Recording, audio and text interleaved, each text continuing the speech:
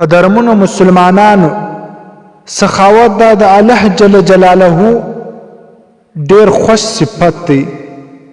الله جل جلاله فرمای په سورة حشر کې ومن یوق شح نفسه فاولئک هم المفلحون. کامیاب دي هغه کسانان چې هغه خپل ځان بچاو کړي د حرص او د بخل څخه. روایت راوړي چې نبی کریم صلی الله علیه وسلم ارشاد مبارک دی چې دوه داسې عادتونه دي چې هغه الله جل جلاله ته ډیر خوښ دي او دوه داسې عادتونه دي چې هغه الله جل جلاله ته ډیر ناپسندیده دي. کوم دوه صفاتونه چې الله ته ډیر محبوب صفاتونه دي؟ یو سخاوت دی، دویم خوش اخلاقی ده چې د مؤمن مسلمان سره ښه اخلاق وي.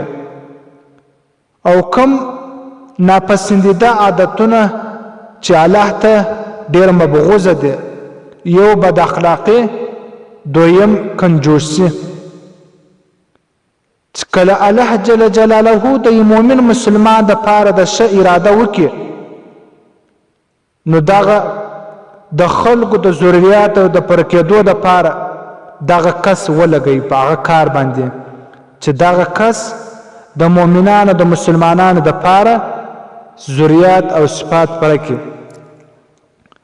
بل روایت کې راځي چې حضرت حسن بصری رحمه الله تعالی فرمایي چې کله نبی کریم صلی الله علیه وسلم ارشاد و فرمایي چې زما په امت کې نیک خلق خپل منځه او د روژې په ذاتیدو سره نه دي، بلکې زما د امت ښه خلق هغه کسانان دي چې دا خلق د خپلو زړو صفایي او هغه د سخاوت په وجه سره وکړي.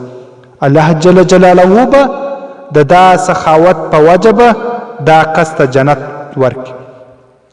حضرت ابن عباس رضی الله تعالی عنهما فرمایي چې په دنیا کې د خلکو سردار سخی دی او په آخرت کې د خلکو سردار متقی دی.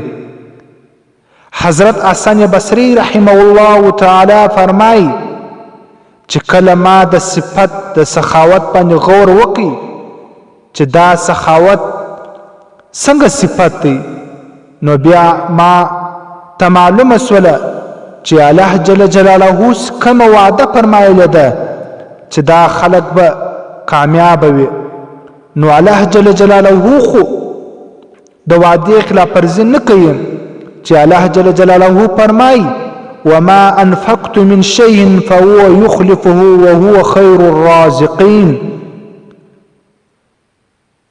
چې کوم خلق خرج کوي الله جل جلاله به داغه عوض ورکوي او بهتر رزق به ورکوي.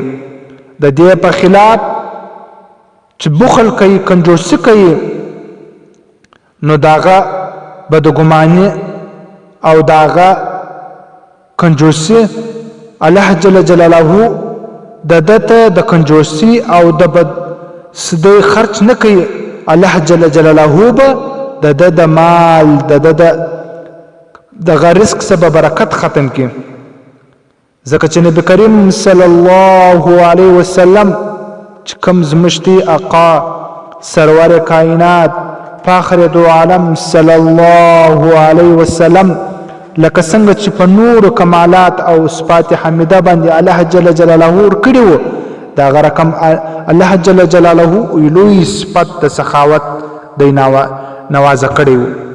حضرات صحابه کرام رضی الله تعالی عنهم اجمعین فرمای چې نبی کریم صلی الله علیه وسلم در ټول زیات سخی دی. چې کله د رمضان مبارک میاشت راسي د نبی کریم صلی الله علیه وسلم سخاوت صفت دومره ظهور سي، دومره ښکارا سي لکه تیز اواز چلیږي. حضرت جابر رضی الله تعالی عنہ فرمای چې د نبی کریم صلی الله علیه وسلم دا عادت وو چې اس کله سائل محروم کاوینه. دا رقم د سخاوت د نبی کریم صلی الله علیه وسلم سیرت نبی کریم صلی الله علیه وسلم په دې باندې ډک دی. دا ډېر غټ صفت دی سخاوت. الله جل جلاله دی هر مؤمن مسلمان په زړه کې دا صفت واچي چې سخاوت صفت په ځان کې راولي. وآخر دعوانا ان الحمد لله رب العالمین.